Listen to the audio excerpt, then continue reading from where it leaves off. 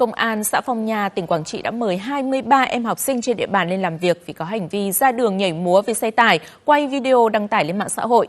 Qua theo dõi nắm bắt tình hình trên không gian mạng, Công an xã Phong Nha phát hiện một tài khoản TikTok thường xuyên đăng tải các video ghi lại cảnh nhiều học sinh ra đường nhảy múa trước xe tải để nhận hiệu ứng phản hồi tiếng còi theo điệu nhạc.